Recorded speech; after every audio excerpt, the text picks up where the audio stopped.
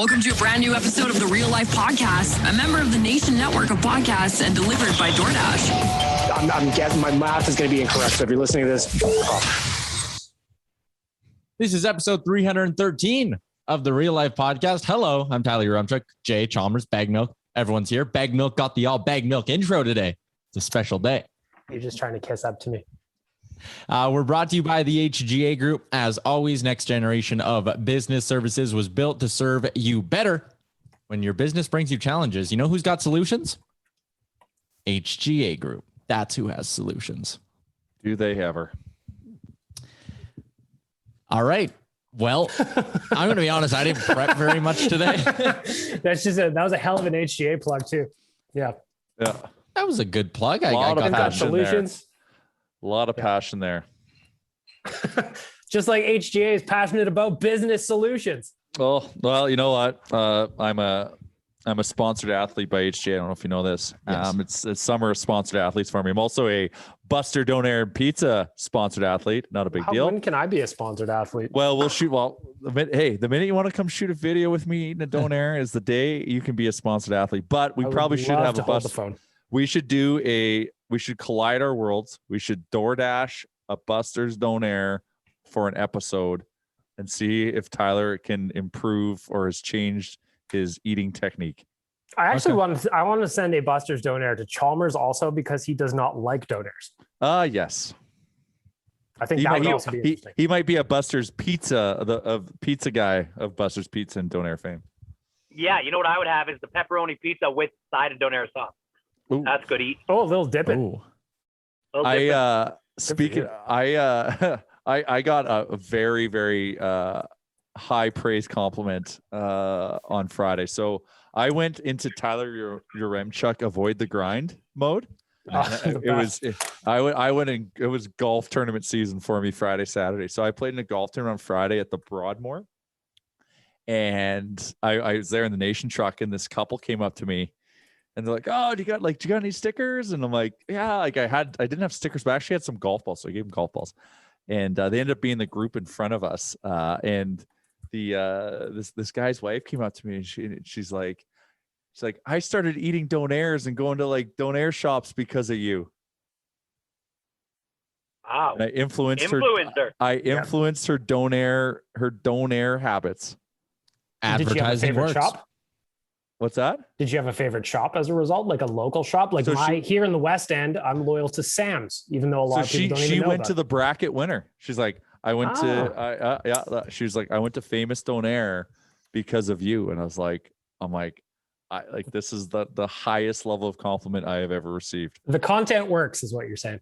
The content works. So, in light of the Donaire subject, try a Buster's Donaire.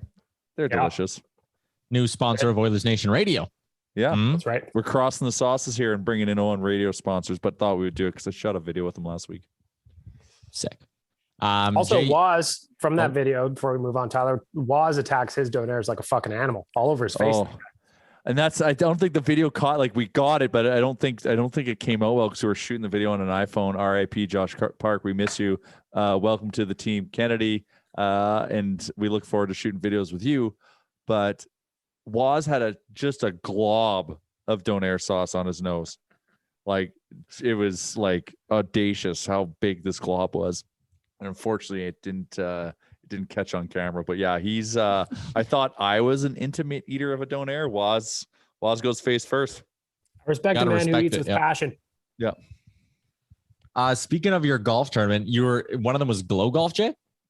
Yeah. So Steve Almeida, Almeida, I might have butchered your last name. Sorry, Steve.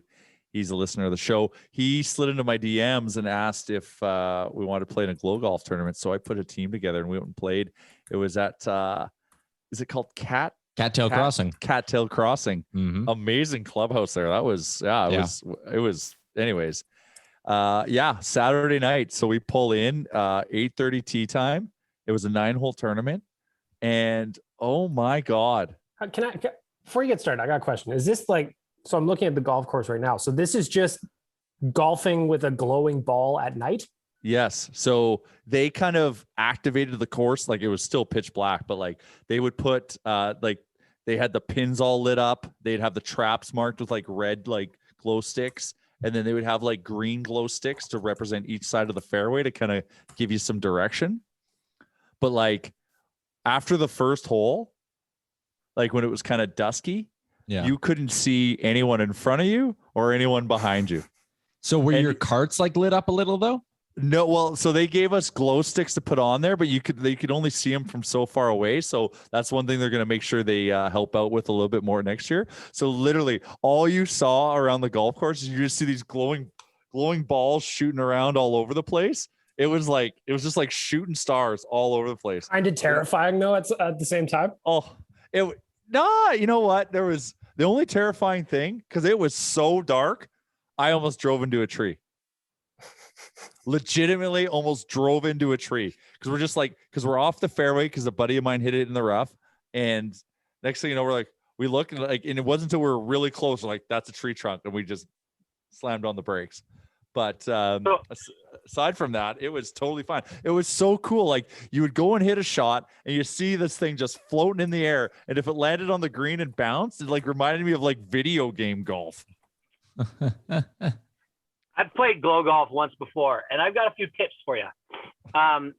When we went, we were told to bring as many pieces of glowing flare as we could for our golf cart. So what we did was we brought those little mini battery-powered like Christmas lights that you would put around your tree, and we basically like rimmed the whole cart in them up and down. And you'd be surprised at how much light that provides just to see in front of you, like a good 5 to 10 feet, right?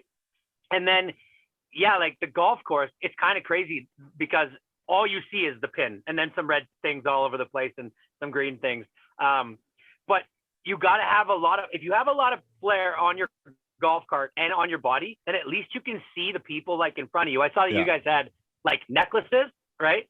Yeah. Well, we were wearing like full on straight up, like we took lights and like wrapped them around our body. Yeah. And shit. Yeah.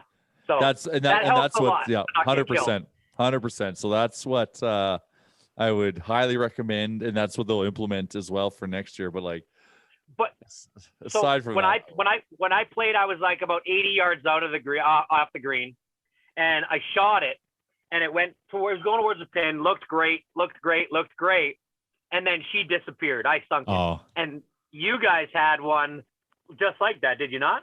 Yeah, par 4, Mandy's. We were probably only 20 yards away, and I was sitting there with my phone. I'm like, I'm gonna record this because it just looks so cool. It was the only time I was behind the hole, and I'm like, I'll get the next guy because Mandy's was already getting ready to hit, and sure as shit, he fucking hits it, and we're rolling. We're like, we think this is gonna go in, and then he sunk it from like 25 yards out. It was unreal. And no doubt about it, right? Because like Charles says, the ball like disappears. Well, the ball just disappears. Yeah. Oh yeah. Well, I was like 5 feet from the pin. Like I watched it go in. You watched it. Yeah, it was wicked. Wow. And I always wondered how the golf balls actually work, but they're actually special golf balls that you just basically like, you keep them in the sun or you keep them in light, and then they have like a little spot on the golf ball that if you knock two balls together on those exact spots, they light up. And then if you keep hitting them, like if you bounce it on the ground, it'll change colors. So you can make it whatever color you want. They're very cool. Yeah, that sounds really cool. I was wondering how the balls kind of worked. Like, did the ball still fly okay? They float. Yeah, you don't hit them as far. I did bomb a couple drives. I was shocked how far they went. But like I was hitting, so we'd be like 150 out, and that's normally a pitching wedge for me. And I was hitting like 7 iron, 8 iron. Okay. So it's like 3 clubs difference. All I was thinking about, I went to the driving range the other day, and any ball I hit would not be going where it's supposed to go. In the pitch blackness, I would just be worried about killing someone from a distance. Here's the thing: if you don't hit it right down the fairway, you go left or you go right, you see it most of the way, right? We didn't lose a single ball. It's not. And then you get around to the ball, and as long as it's not completely buried in the rough or like under a tree or something, you can see it from far away. So yeah, you're underestimating my inability to aim a golf ball, Sean. We lost one ball, and it's because it was lit. And the minute I think it was Mandy's, he made contact with it, it turned it off for some reason. Turned it off. Yeah. Yeah, you can't have the dot facing the club face. That's for sure. But it was like, it was just so neat. Like, it was just like, it was just so neat to see all these like balls flying all over the course. Like, I don't know. It was a very unique experience. It was a well put on event. It's funny, like, 'cause we tee off at like 8:30 and it's 9 holes. So you're done at like 11:30. You're eating at midnight. Like, it was weird kind of how the time shifted. That's cool though. Yeah, it is cool. I was exhausted, but that's because I was in another tourney earlier in the day. Hashtag avoid the grind. And it was a long day, but man, I can't wait to play in my next Glow Golf tournament. Did they I have wanna like know any one of type these too, of yeah. DJ? Because the one that I was at, they had like a DJ right in the middle of the 9 holes. Because like in every 9 holes, you can have kind of a middle spot. Yeah. And it was totally lit up. Like it looked like a big DJ booth at like a real rave. And he was playing the music so loud, you could basically hear it all around the golf course. They didn't have a DJ, but they had this like centralized like tent area that was super lit up, blasting tunes. It gave everyone a beer when you drove by, and it had a putting contest associated with it. But yeah, yeah, like similar thing. Cool. Maybe we'll do a real life team in one of these bad boys, and we'll all go. All I know is that your Insta posts look cool. Yeah. So I'm very curious about what's going on there. And I got some more photos too, but yeah, I'll talk to Steve if they need help next year. We can help promote that and get some if they need more teams. I don't know if they do or not. Like I would love if you could play 18 holes. Now that like you'd be going to like 2 a.m. though, right?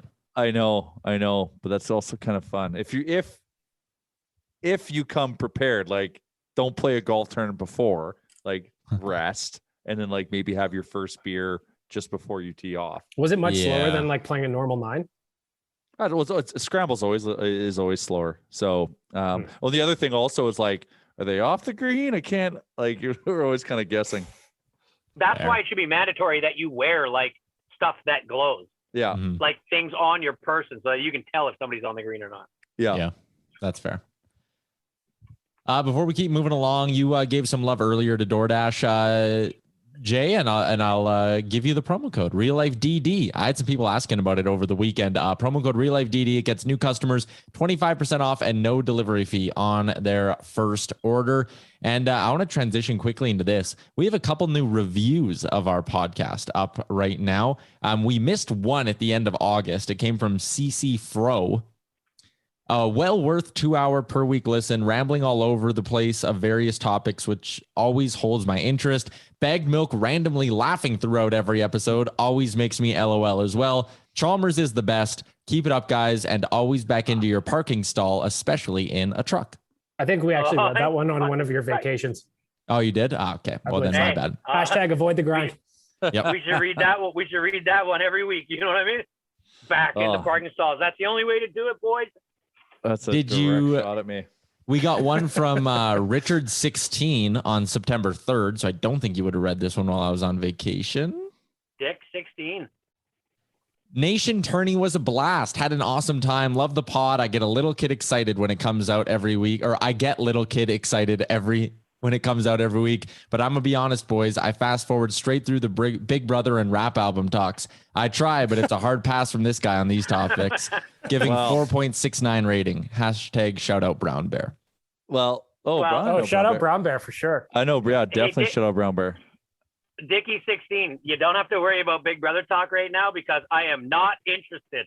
No, this season blows, need man. to talk about this season. It has been. I love what's happening in the show because it's like it's really good for a movement, and it's and I support that side of it.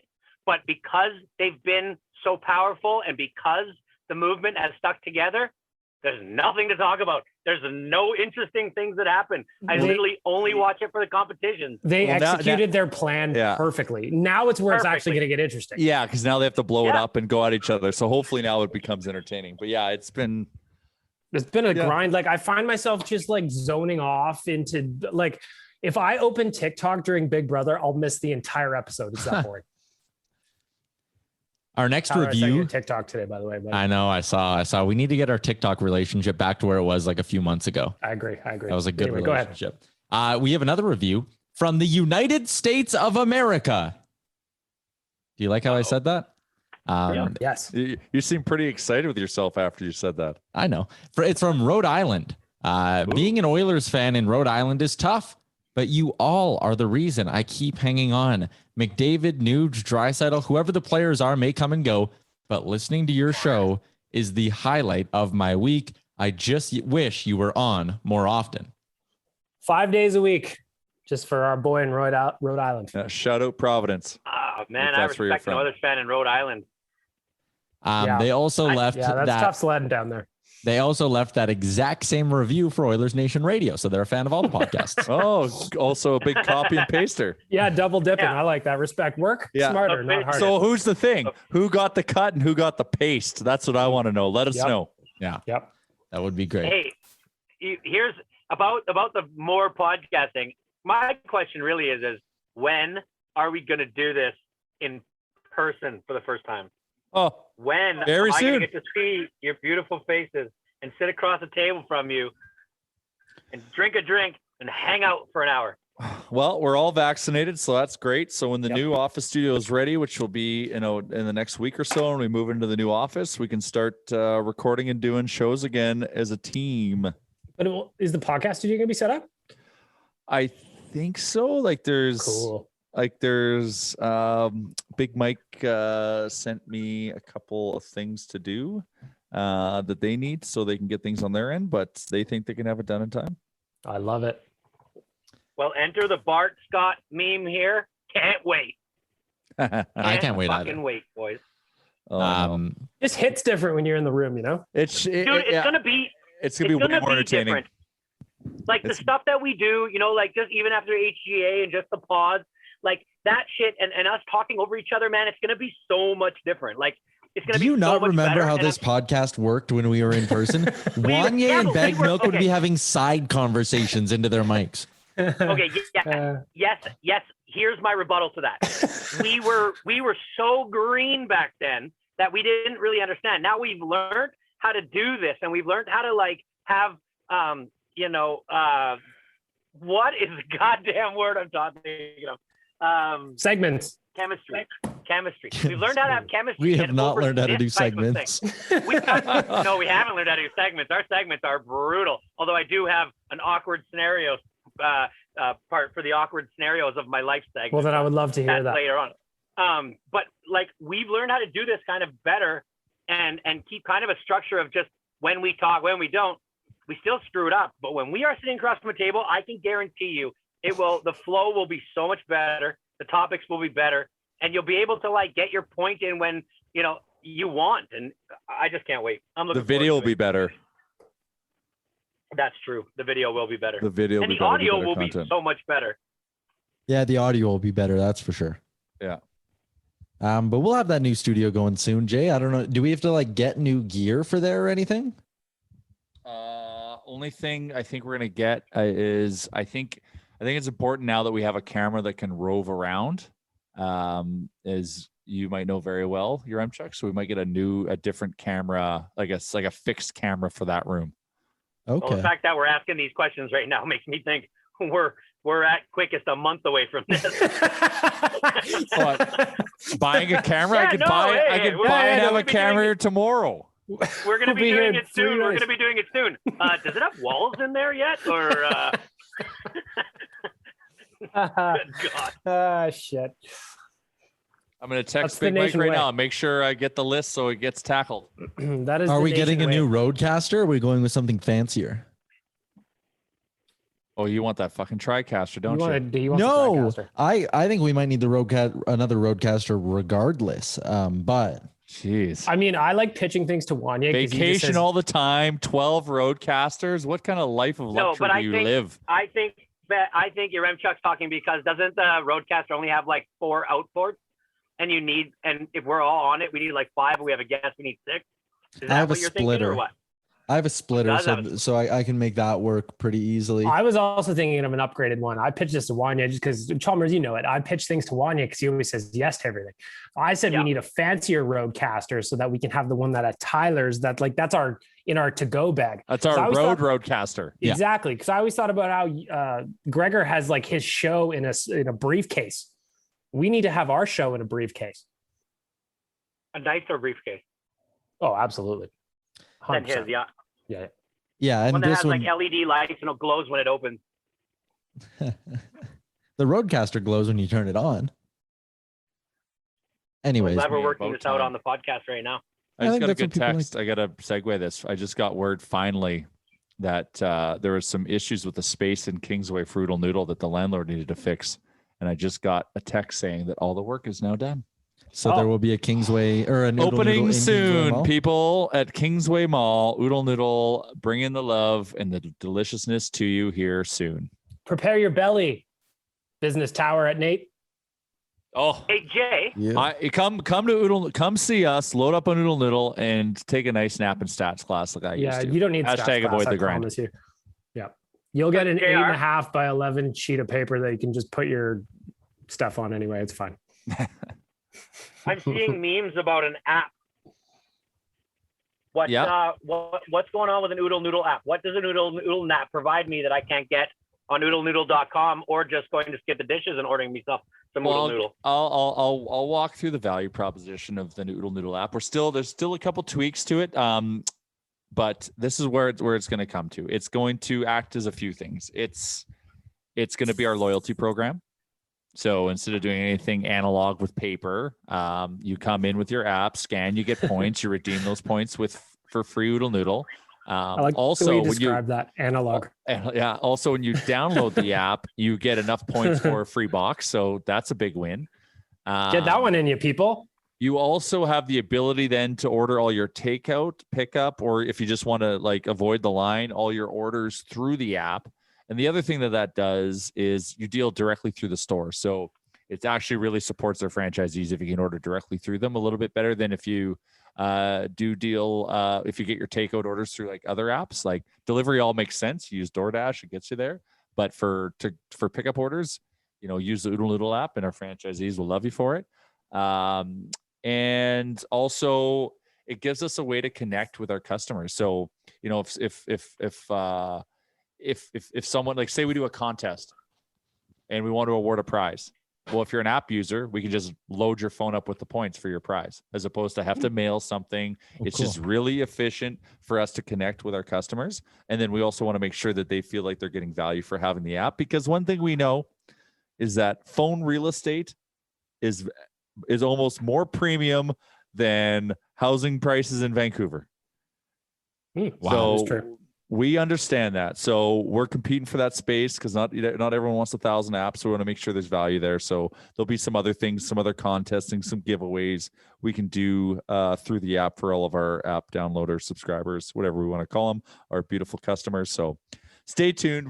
It's out right now, but we're not putting a big push on it just because there's just a couple little back end glitches that we're just fixing, but it still works fine. Everything's good. But for all the things that we want to do, we want it to be ready when we start kind of actively promoting it. But thank you for asking, Chalmers. Now download the app, please. Just to wrap that up, available on iPhone and Android. Get it through the App Store or Google Play, or just head to oodlenoodle.app. Oodlenoodle.app. There you go. You know what the fun? The thing I like about the app too is like it kind of is just another one of those checkpoints for your business. Like, you're going to another level when now you have an app, and then there'll be another one, right? So I like the fact they'll probably have some like promos on there too, that special apps, because you want to make people come to the app instead of going using Skip the Dishes. You're driving home. I've done this myself. I've been driving home and thought, you know what? I just want that thing sitting in my house when I get there, when I could have as easily just driven by the store and picked it up. But I always just don't want to wait, and I might not want to make that phone call. And so, but that's like okay. that. But like if you're at, at lunch, if you're working, you don't have much time for lunch, you can order through the app beforehand and you can just go and grab it and go. Yeah. With the app, we're really just selling a bunch of free time. We're saving you time with the app. Okay. You like time? We'll give you time. I love saving time. I also love convenience. I wasn't home on Friday, and my kids wanted udon noodles with like, normally what we would just order Oodle Noodle for. My wife, she's not like me. I just tend to just open the Oodle Noodle on Skip the Dishes and order it for the boys. But she wanted to be adventurous and make her own, and guess how they turned out? Give them out of 10. Out of 10, Chalmers. What do you give them? Well, I didn't have any, but she said they were, in her words, a disaster. Wow. So You should have just downloaded the Doodle Noodle app and went and picked them up because Or got them dinner was delivered on not served DoorDash. that evening. Or got them on DoorDash. Oh yeah, I keep Exactly. saying the other one. Oh man, Ah, what an The idiot. power of editing will take care of that. Yeah. Yeah, just Just like get do a one thing- clean just DoorDash. And then DoorDash. Then Tyler will just put it over Okay, the here, top. That's how it works. record this. DoorDash. And then just play that every time. Like when we used to Donda. say, Done. like when we used to say Wanye's government, and then we just have the recording over it.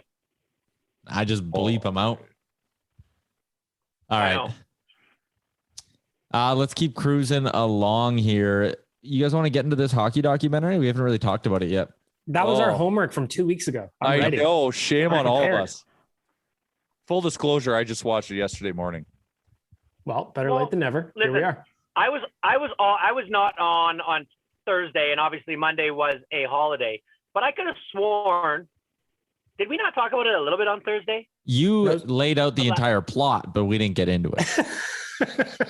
Okay, so for those of you that just watched it, I will sit back on this one. But I'll jump in with my with a little thing. But what was your takeaways from the whole thing, you guys? My Can- my Can you set biggest the table question- for us though, Chalmers? I like when you set the table. Like, just if you haven't heard what we're talking about, it's Untold Stories on Netflix about the Is it Crime and Dansbury Punishment? Is that what it's Crime and called? Punishment or Crime and It's called Penalties. Crime and Punishment. Crime and Penalties. It's Crime and Penalties. It's another one of the Untold.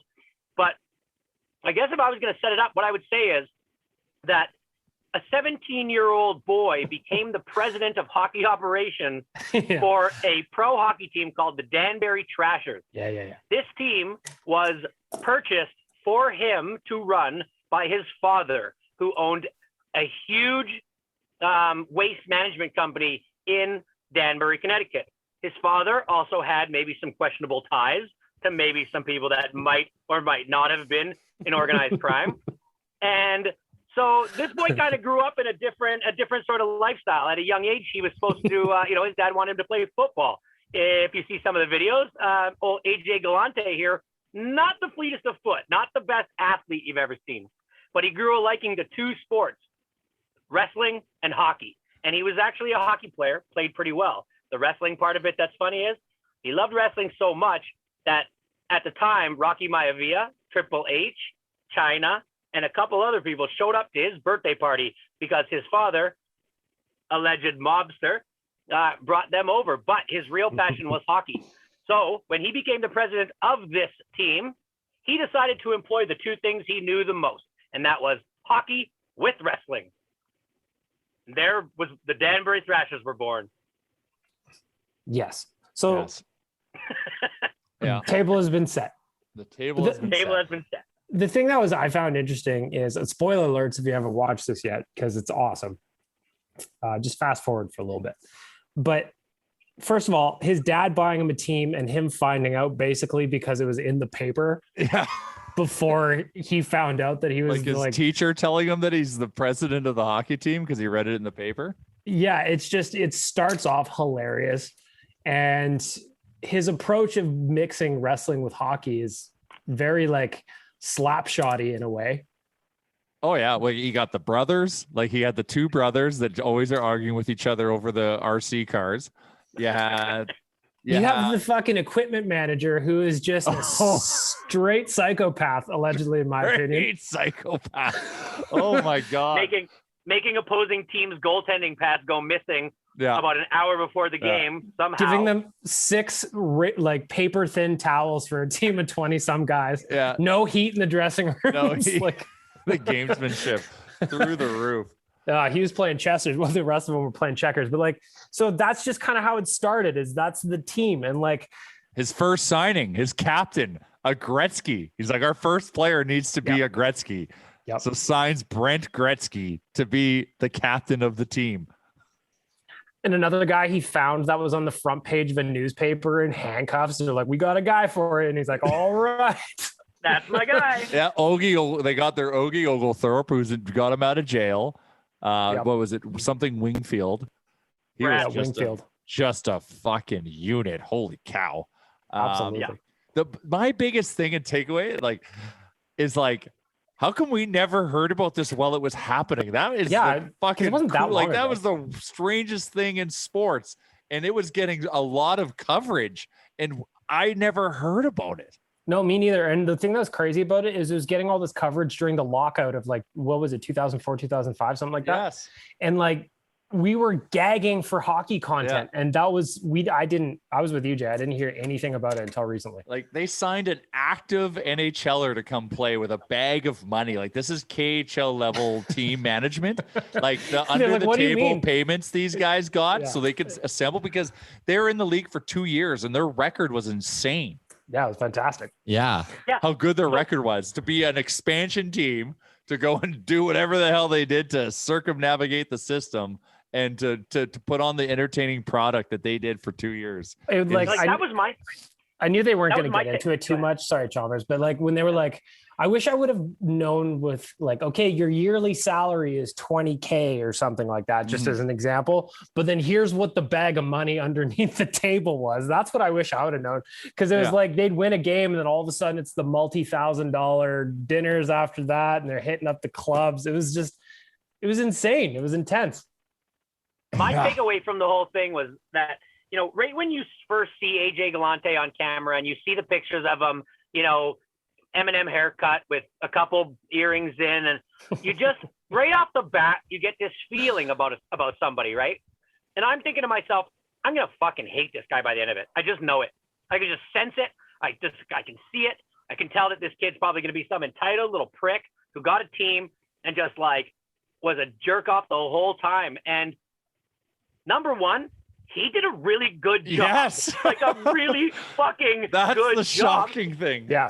And number two is him just being himself. I really liked him. He came off as a guy that I wanted to root for. Like he, not only did he do a good job, but he was good at like, he wasn't this boisterous, like piece of crap. I don't know. At least in the documentary, he wasn't. And just the way he explained his position back then, he was never like, and he could have, because his father was obviously who his father was, but he never became what he could have. And that was acting like the equipment manager. The equipment manager sitting there with a big cigar in a mahogany office and talking about, oh yeah, we had a couple guys to take care of that, right? Like AJ Galante had every right, being the father of that guy, being the son of that guy, to kind of act like that. And he didn't. He just acted like a normal kid who's like, look, man, that's just how life was. Like, these guys showed up at my birthday party. That's just how it was. I didn't know any different, right? Yeah.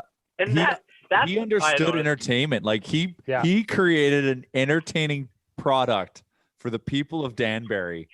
And like to the point where the commissioner, like in the first few months, wanted him banned, to the point at the end, he's like actually praising him, being like, I can't believe what he's built, what he's done. And it's what's interesting is like, he's not a one-trick pony. He's now doing it in boxing. Yeah. Right. So when you see the commissioner for the first time, don't when a guy gets his chance for his 5 minutes of fame, right? You can always see whether or not they really turn it on or whether or not they're just themselves. And equipment manager and commissioner, to me, both felt like they turned it up really high for this interview, right? Commissioner was trying to act like real tough and like, I'll show you. You try to pull that. I will show you how we do it. Like, what? That to me gives me the sense that he was the type of guy that he wanted to, as a commissioner, keep order, but the lifestyle of what those people were doing was kind of like, you know, a little bit, he wanted it. You know what I mean? It was a little alluring to him, and he wanted it. And to me, I'm thinking, well, why did he become okay with it all of a sudden? Well, number one, he was doing great. It was doing great for his league. Mm-hmm. And number two, he wanted to be, he's like, you know what? Instead of going against these guys, kind of like what they're doing over there. And you know what? You want to be cool. Makes me feel powerful. Yeah, feel powerful being around these guys. Nobody says no to these guys. You know, maybe I want a little bit of that. You know what I want? What? No, go ahead. Finish your statement, and then I'll say. No, that was it. That was it. You know what I want? You know what we need? We need our Section 102. We really do. That is like, if we need a Section 102, absolutely, in Rogers Place. I can't believe this. That guy with that long like air trumpet that he would blast over the glass on the team. Like Remchuk, the town subscribed to the brand of the Trashers, and they would just harass and be so loud over the opposing team's bench, but like because they were so into the show, they were a character in the show, and that is what AJ Galante created. He created a theater of hockey. Well, the environment he created was exactly like if you went to a wrestling event. It was just, there were signs, there was people dressed up, faces painted, you name it. And it was just, everybody was so into it. And it was pretty fun to watch. Like, he had a vision and he executed. Oh, so how much did you not want to be the guy on the Kalamazoo team who is coming back to face Brad Wingfield after his horrendous injury that the guy broke his leg in a cheap shit slew foot play? Fuck that guy, man. He probably, I'm surprised he didn't. And then they had the banners up in the arena saying, "I'm back," with the creepy eyes or whatever. I was just like, oh my God, man. If I was that guy, I would have been staying home. So I haven't watched the documentary, but I've listened to interviews now. Galante talked with Frank on the DFO Rundown, and then Mike Rupp chatted with Gregor on the DFO Rundown, and Rupp played for them. I don't know if they covered this in the doc, but he said one of his moments that he still remembers is there was a moment in a game where a player on Danbury had knocked out a player on the other team. It was in a fight or something, and the guy's on the ice out cold, and the fans in Danbury threw a body bag over the glass. Yeah, they would have body bags. The fans would bring body bags to the game. So if a guy got knocked out, that's what they would do. They talked about that in the doc. My favorite thing with Mike Rupp was just like how obviously it's all these years later and he's doing this documentary and he's just like, people still ask me about the Dansbury Trashers. And he's like, I want a Stanley Cup just down the road, man. You know, like, but this is what we're talking about. I just thought that was hilarious. He joked about that with Gregor too. I want to know what he got paid for him to do it. Yeah. Like a bag of cash. What does that mean? 100K cash. Yeah. 13, 16 games. So Rupp talked about that a little bit in the sense that like his agent, because like he was a professional hockey player at the time, right? That was what he was trying to do, make a living. And his agent would be like, man, you have these checks coming in from like random businesses in Connecticut. Like everything.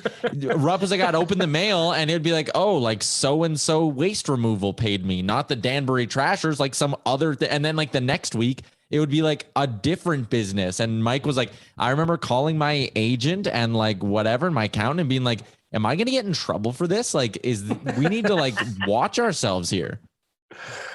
Another interesting thing from the documentary and afterwards was when I was watching it, I got to about the 3/4 mark and I was like, and I watched it early, and so it hadn't like really blown up on social media all that much yet, but I went online to try to find where I could purchase a Danbury Trashers jersey because they're cool jerseys. You knew this thing was going to blow up, and like it'd be cool to have one. And there was not a single. I put it on our group that there was not a single website or like place where you could buy a Danbury Trashers jersey. And I'm like, whoever has the rights to this needs to start making them now. These are going to sell out if people want them. To the point where, did you guys see the Instagram photo the day that Drake put out his album that he's outside with a Danbury Trashers jersey on? I did. I saw that. He messaged AJ Galante on Instagram and they started talking or whatever, like on social media. And Drake was like, I have an album coming out. And AJ Galante is like, yeah, I know that. And he's like, I want a Danbury Trashers jersey. I want to wear it the day and put out a bunch of stuff. And he's like, can you get me one? And AJ Galante is like, yeah, absolutely. Well, even he couldn't. Like, he didn't know where to get one. So that jersey that you see in the picture of Drake is a jersey that was the last one that AJ Galante had that was framed in his basement. It was the only, he took it out of the frame, he put it in a box, and he shipped it to Drake's people. He had he had a guy that drove to Buffalo. Drake had a guy that drove to Buffalo. They did like the exchange, and then he went back to Toronto, gave it to Drake, and like the next morning, Drake's wearing this jersey. That's wild. Like that, these jerseys just don't exist. And I'm like, honestly, how did you not think to have a bunch of these jerseys ready for purchase the minute this documentary was done? Because anybody who had seen the documentary or the minute Netflix was about to put it out had to have known this thing was going to catch fire. And what we know from documentaries and stuff like Tiger King had a long run, but these things last in the media for like what, a week? Like Exactly, there's not a lot of people, it's the hottest thing in the world for like a week. And this I'll is tell you why- one this thing, is you why can find a lot. Netflix- Oh, sorry. Go ahead. I can find you can find a lot of Danbury Trashers unlicensed memorabilia on Etsy right now. I can tell you that right now. Yeah. Like AJ's launching jerseys, but this is where like if you're Netflix, they've got to get in the e-commerce game because they are tastemakers, right? So like when Tiger Kim came out, they should have had a clothing line knowing that was going to catch fire. Same with like even like Malice in the Palace or crime and penalties, like Danbury Trasher stuff. Like that's a miss on them. But AJ also should have known because he owns the rights to all that stuff. He owns the IP. But he's launching. I saw him do a launch. He posted a video yesterday just saying, guys, jerseys are dropping soon. Don't you worry, blah, blah, blah. Stay away from the counterfeits. How long until we get some minor league team somewhere in North America that pays him gobs of money to rebrand their team as the Trashers? Yeah, why not? Why not? But they have to promise to only have a goon squad out there too, because there's got to be the spirit of the Trashers. Yes. That feels like this could almost spin into like a TV show, like make it like not quite a sitcom, but like if that whole season had been a TV show, it would have been the greatest TV ever. Because oh man, I wish I knew. Like I would have watched every fucking game. Me too. I remember I watched so much AHL during that first lockout that I would have watched that for sure. If I knew there was just pure mayhem going on a nightly basis, and they also happened to be really good as well. Yeah. That's what was interesting about them. It was like they were a goon squad, but they were also winning a ton of games. Rupp talked about that, and he was like, he was like, it was a goon squad. I'm paraphrasing, obviously, but he's like, it was a goon squad, but we had like some good veteran leaders in the room. And he was like, there'd be times we'd get into the third period, or we'd be in the room before the third, and we'd be like, all right, guys, cut the shit. We just need to go fucking win. And he was like, it was amazing because they would actually, like you said, they would go win. And he was like, the switch would be flipped, and like everyone kind of respected each other almost in the room, is the way Rupp made it sound. We're like, all right, when the goal scorers and the veteran leaders were like, smarten up, let's go win, everyone would be like, yeah, let's go win. Well, if you look at the point totals for the brothers, they were unbelievable. But second to that, the guy with one eye, AJ Galante said that the guy with one eye. The guy with one eye, he said that that guy was one of the best athletes he had ever seen play hockey, and that no doubt if he would have been able to play in the NHL, that he would have been he was just a sniper. He would have been a star in the NHL, right? So like they had talent. Yes, that's the thing. Like, anyways, it's just funny how they built their team, but like they obviously did a really good job. They also paid excessively under the table, so they were able to over-engineer their talent. Yeah. Well, that's just it. When they're out at a bar after the game and they're just getting handed envelopes of money, just to like have a good time with and shit. I mean, that's got to be a real. That would have been just a year, eh? Like, what a scene! A hell of a year of hockey. Yeah. You would have felt like a king. You're paid like a king, treated like a king. Oh, wow. Well, there's another thing. So Danbury, Connecticut, has been in the news a couple of times in the past couple of years. And the last time they were, I don't know if any of you guys saw this, if you guys are John Oliver fans, but John Oliver used to make the fun water of Danbury. treatment plant. Yeah, as being the most boring place on earth. Like basically, if you ever want to, okay, your Chuck's back. Your Chuck, do you know when Danbury was in the news because of John Oliver, how he used to say on their show, anytime he would say something was boring, he would basically say it was the Danbury of that, or like that Danbury. I don't remember that at all, no. So they came as a rebuttal to him. They said that they were going to name their water treatment plant after him, their sewage plant, because like John Oliver, it's full of crap. And so he was like, absolutely, it would be the fucking best thing and most interesting thing you guys have ever done. And I will give you guys I will give a local charity $55,000 donation if you do it. And they were like, no. And he's like, fuck you, Danbury. You can't just do this and not have it happen. So he went there to lobby them and like brought a check for $55,000. And finally, when it was all said and done, they named it the John Oliver Memorial Sewage Plant in Danbury, Connecticut. Jesus. I just think that like Memorial? Memorial, yeah. Yeah. I don't know why Yeah. they called it the Memorial. That's why it was awesome because it's the memorial one.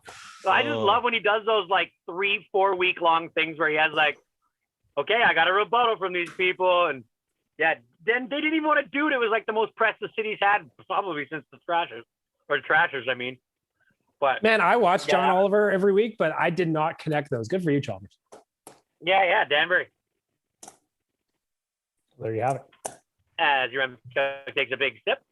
Yeah, big water guy. If AJ Galante and the folks with the Trashers, if they want to launch clothing and they want it done well, maybe they should partner up with our friends at Twig and Berries because they make nothing but excellent quality clothing. Check them out right now, twigandberries.ca. Free shipping on orders over $75 in Canada, or you can save 15% off your order with the promo code NATION15. If you want to go check out some of the gear in person, they do have a store. It's in St. Albert right by the casino. So there you go. Easy. That's the only way I can. I can already see it, Tyler. The Danbury Trashers line from Twig and Berries that covers that dump truck of yours, you know? It all fits. Synergy. One of the things that I feel like has become more apparent during the pandemic has been things you'll read and you'll be like, all right, like that should be a headline from The Onion or like a clickhole thing, you know, where it's like so ridiculous that you're like, there's no way it's real, but that shit's been popping up a lot. I want to read you guys a tweet from Nicki Minaj, her legit verified account that sounds like it should be one of those made up quotes from Clickhole. She says, my cousin in Trinidad won't get the vaccine because his friend got it and became impotent. His testicles became swollen. His friend was weeks away from getting married. Now the girl called off the wedding. Vaccines will end your relationship, according to Nicki Minaj. I just read it's going viral right now, obviously. And I saw it pop up on my tweet deck while we were going. And I just can't stop thinking about what a tweet that is. Wow. Yep. That's Twitter for you, Bal. That's Twitter Unreal. For you. Did everyone enjoy NFL being back this weekend? Except apart from losing my bet yesterday to Jay, yes. You guys had a bet? Well, no, but I bet against the Browns. Oh yeah, Browns should have won that outright. Fuck me, I was rattled, but I was pissed too. Yeah. Well, thankfully I bet them. I just bet, on the game, on the winner, rather than the spread. So I did okay. I think I nailed my prop and I nailed my bet. I believe you did. Jay I got went my prop. 2 for 2. I went 0 for 2. Right? Yeah, I got an anytime Gronk touchdown, I think. So I hit that. Yeah. Yeah. I went 1 for 1. I didn't get the Zeke Elliott getting more than 56 rushing yards, but I did, however, call the Chargers. I know, it was ridiculous, man. And they looked good. Like, man, the Cowboys looked good, and they didn't even use him at all. Cowboys should have won that game. The fucking kicker performed. They should have missed it. Yeah. It was an interesting week. Like week one's always kind of throwing darts at a dartboard, right? You get your fantasy teams. Like, I put a lot of stake in some of my fantasy teams for, I thought that Aaron Rodgers would be on this, like, mission to just end people. And so I took many Packers, and I bet a survivor pick on the Packers, and man, have I ever been disappointed by a sporting team and just absolutely watched them get their asses kicked and just literally look like they quit. It was that. I mean, that was brutal, but so the bets part of it, man, because of sports betting and how popular it's becoming and how many different sites are trying to enter this market, they're changing things up. Remember, you couldn't build a bet on the same game. You couldn't even sometimes have 2 bets from the same game in a parlay. Now, most of these sites have these bet builders. I am loving it, man. I'm hooked on them. I'm hooked on them. Dude, I hit two on 2 different games and it was the Thursday nighter and then it was the Sunday nighter, because when there's a ton of games going on, I don't like to really just focus on one, even though it's probably better for me. I like to put together some low money, high risk parlays with a lot of teams, see if I can hit one of those. But when it's just one game, I want to pick the winner. I want to pick the over under, and then I can add a couple players to score touchdowns in that game. And usually that will net you somewhere between like a plus 450 and like a plus 700, depending on what the individual odds of each bet are. And dude, like last night, I got the Darrell Henderson to score a touchdown. I got Cooper Kupp to score a touchdown over a 46, and the Rams winning. Like that's That's a lot of fun. And Yeah. you never used to be able to bet, like build bets like that. So that's one takeaway I've had from week one. I'm having a lot more fun betting on it. Fantasy still sucks. Survivor pool. Fuck you, Green Bay. I did good on. I made some money on fantasy football. I lost on my bets because I bet Cleveland straight up, and Green Bay stitched me on my parlay. But also shout out to the New Orleans Saints for picking Florida for their game, knowing Aaron Rodgers does not perform well in Florida. Well played, New Orleans. And there was some like really like Jameis Winston throwing 5 TDs with 155 yards throwing. I mean, that is just efficiency right there. There was some other performance. I really, Jalen Hurts, I took a flyer on him on one of my fantasy teams, and man, he looks like the real deal over there in Philly. Like, that was cool. Now, we have a Oilers Nation fantasy draft and fantasy league. And in the quote, or in the comment section over on Sunday, I threw out a comment to which our boy Electric Jordan didn't quite understand what I was getting at. So I'm going to explain it right here. Now, in order to get Sunday ticket, if you want Sunday ticket, that means you want to watch every single NFL game that is televised at that point. The only place to get Sunday ticket is DAZN or DAZN or whatever the fuck you want to call it. I got it through Shaw. It's like $20 a month, super easy to get. You can get it anywhere. But if you're like me and you don't want to watch individual games, you want to see scoring plays and that's it. Well, Red Zone used to be connected to Sunday Ticket. The only way you could get Red Zone is if you bought Sunday Ticket. But that is not the case anymore. Red Zone now is its own entity, and I didn't know where you could get it. It is not on my Shaw provider. I cannot get it on any of the apps on my TV. So what I did was, since I subscribed to TSN through my cable package, I have TSN. I can then go on the TSN app and I can sign in through my cable provider, which is so easy. They connect to each other. It's simply, you sign into your cable provider, which is Shaw in my case. You simply punch in a 4-digit code, and now I can watch Sunday Ticket. Not Sunday Ticket. I can watch Red Zone on my TSN app on my iPad, which I can then cast to my TV. And so what I said was, if anybody wants Red Zone, they have TSN, you can have it for free, right? Yep. So yes, I like to watch Arizona Cardinal games. They are rarely on TV. This weekend, what a hell of a game. I didn't get to watch it, but if I had Sunday Ticket, I could have. But I personally choose to watch Red Zone free through the TSN app. So that's what I was trying to say. All right. So Glad not having any context people here in that I'm group with you. chat. There's probably a lot of people out there that love Red Zone and have not known how to get it. And honestly, I didn't watch Red Zone all last year. I had no idea until week 13 when a friend of mine said, this is how you can get it. I thought I needed DAZN or DAZN, but you don't. And so now my football watching is completely different. I have one TV that's a smart TV that I simply just cast Red Zone to. And then on the other TVs, I can put on whatever game maybe I want to focus on. That's on regular cable. You know what I mean? Changes my watching, changes our viewing habits, right? With Red Zone, if you're a fantasy football player and you just want to know, they do the most amazing job of just covering scoring plays, important plays, turnovers, the highlights of the game, but in real time. So that's all I'm trying to tell the people. It's almost like watching golf to me, Red Zone. You know what I mean? It's like you're not following a guy all the way through a hole. You're getting to the best parts. That's a great point. Yeah, it's awesome. Having Red Zone, man. Did you see my Instagram story with my setup this weekend? Yes. Yeah. Who's that? Your place? Oh yeah. Oh Very nicely done. Yeah, very nicely done. Tyler, Hashtag avoid the grind. Yeah, Hashtag that's a guy who avoids the grind. Always avoid the grind. Oh, Tyler, I also feel afford like all those TVs when you don't work very much. Well, he's stealing them now. Yeah. I also feel like you would enjoy knowing, Tyler, that I made a bunch of money over these past probably 2 weeks betting on the Jays. The Jays. Yes. Hell yeah. Hell yeah. They outscored 16 NFL teams yesterday with Unreal. 22 runs. They set an MLB record for the most runs scored over a 4-inning span. You know what? Like this, Chalmers. I was out for brunch at Muggins yesterday watching the game on the old lounge side, and it was fun. That was a good little start to the Sunday. Well, you know what? I was there at 10. I was there right before Sunday football kicked off. We had early morning tryouts, and what's better than after an early morning tryouts than some Muggins breakfast, my man? I just missed you then. The West End magnet, Muggins.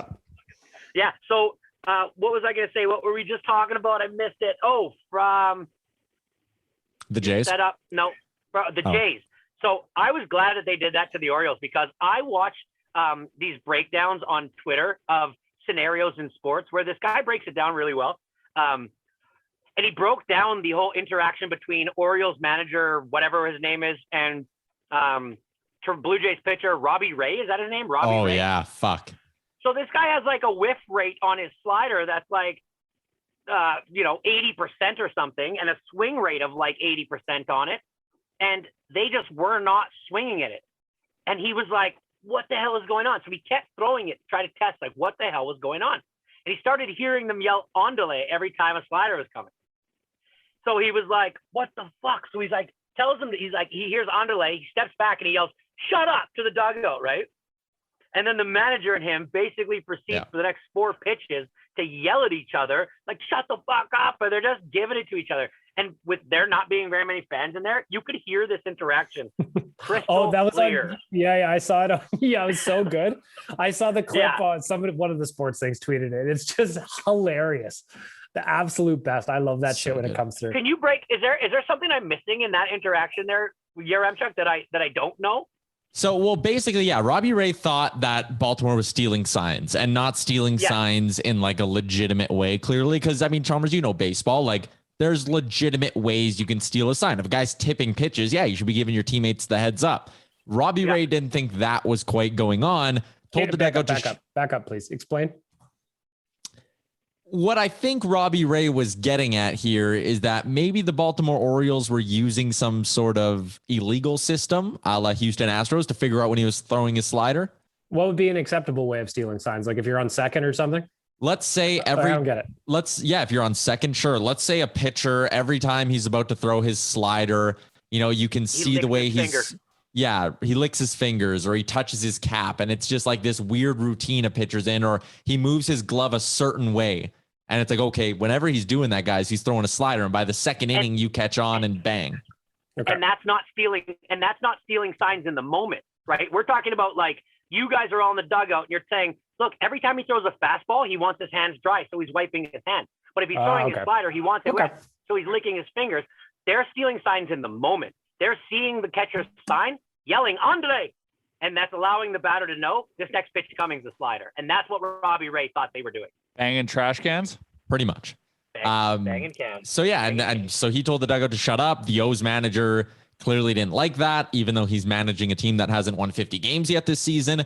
The whole thing was just funny. Like, I don't even really agree with Robbie Ray's side of it either, because I'm kind of like, if the Orioles were stealing signs, why would they be choosing midway through September when they're 40 games back of a playoff spot, having like an all-time bad season? Like, why would they be choosing now to do that, Robbie Ray? But also from Brandon Hyde's perspective, it's like, if a guy's going to yell at you, he's going to yell at you. And, maybe you should fucking cool it because your team's in last place by like a mile. So I just thought the whole thing was super, super weird. Anyways, I love that though. That's good sports. That's sports, baby. Yeah, it is. It adds intrigue. So like whatever. Of course, you got to have some entertainment around sports. It draws in fans. You got to, it is a giant theater. AJ Galante knows that best. The worst part about sports is when they try and suppress the personalities and that kind of shit from happening, because it's the best. It's like, I get why you don't want it necessarily to bleed out on TV because there are kids watching and blah, blah, blah. But like, it's fun. I loved it. When I saw the clip on Twitter go around, I loved it. It's just a hilarious exchange. Also in the sporting current affairs, it was very cool to see a 19 and an 18-year-old female tennis final at the U.S. Open between somebody from Great Britain and somebody from Canada. That was really interesting. Like both winners, doesn't matter who won. It was gonna be like record-setting, extraordinary, special. The 18-year-old from Great Britain didn't lose a single set the whole tournament. Wild. Yeah. That's incredible. She slayed some dragons like Well, you know what? The Canadian actually beat the number 2, number 3, and number 5 seed. The That's highest seed that the British girl beat was 11. So oh wow, okay. The Canadian girl's resume was a bit better going into it, but I think she'd played about an hour's worth of more tennis and then a couple extra sets. I think that caught up to her. I didn't watch the whole thing, but I did watch the highlights because obviously there was a ton of them. But yeah, you feel bad for her, but I'm sure she'll be back. Oh, Gotta 100%. imagine it's just the start, though. Really, Canadian tennis is really fucking taking it off right now. It's awesome. It's doing great right now. Yeah. And what's crazy about this, and I was talking about this a little bit last week as well, obviously not on this podcast, but like Milos Raonic, when he kind of came on the scene and Jeannie Bouchard went on her run, it was like this crazy one-off, right? It was like, oh my God, a Canadian's in like the semifinals of a Grand Slam. It was wild. And now you're at the point where you have Felix Auger-Aliassime, Denis Shapovalov on the men's side, Bianca Andreescu, and Leila Annie Fernandez on the women's side. All 4 of them in any given major will have a legitimate shot to go deep, semifinal or final. And they're all younger than me. They're like 22, 23 on the older end. And then you got the teenagers. Yeah. Like it's wild to watch this. And it'll be the norm now for like the next decade. Like it's every Grand Slam, there'll be a Canadian going deep. That's just what's going to happen now. We'll get used to it.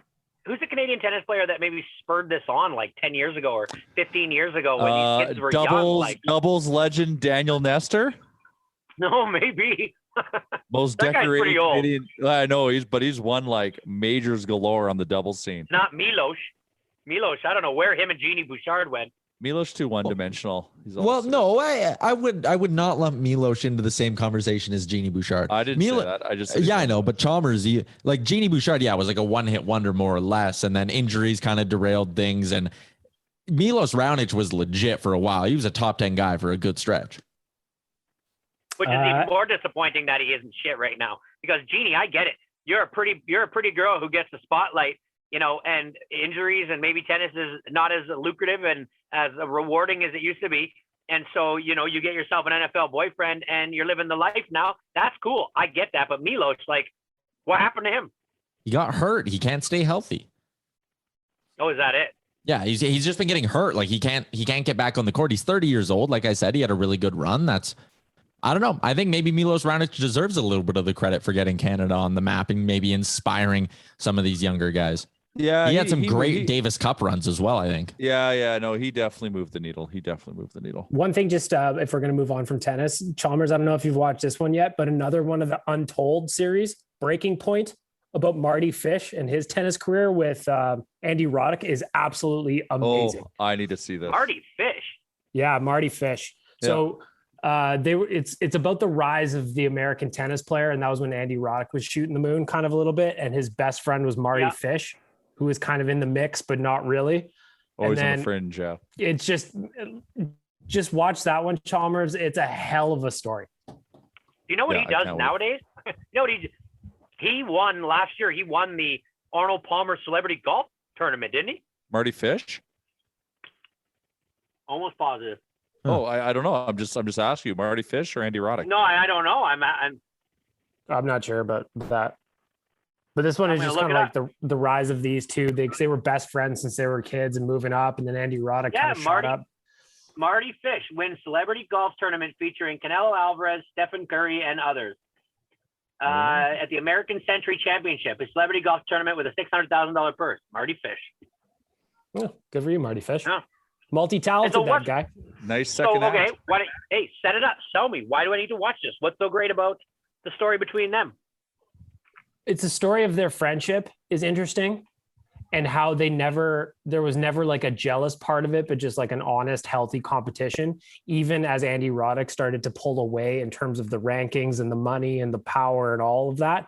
But then all of a sudden there's a very obvious flip in where those two were at in the world of tennis, and watching Marty Fish go from, I don't know if this is ever going to happen for me to be at the top of the game kind of thing, to having it click in his head, this is what I need to do to make it happen, and executing it is a fucking story well worth watching. Cool. So does Andy Roddick, is he the same type of friend he is when he's on the top as he is when he's not to Marty Fish? He says that he's probably a better friend as Marty shot the moon than he was when he was on top of his game. Wow. Oh, good. Oh, I've always good. liked Andy Roddick. Yeah, so did I. Cool guy. Yeah, it's good to know he's a good guy. It makes me feel better. Yeah. Well, he had the fire, right? Well, there's not to give anything away, but he had the fire, right? That Jay always talks about. And part of that made people think he was a big asshole, but he was just so insanely determined to be the best that's what he felt like it took to get there. He was the next John McEnroe. Well, there's a lot of John McEnroe in this documentary as well. So if you're a fan of screaming Love tennis John players, McEnroe. then you hit all. Jimmy Connors. Yeah. All right. We're going to wrap this bad boy up here. You guys, you might have Waz or Liam on Thursday. Just talk. Now what? Avoiding the grind again, eh? Avoid the grind. It will become apparent on Wednesday that I am indeed on the grind and not avoiding the grind. But I might try to make this week. that. Yeah, man.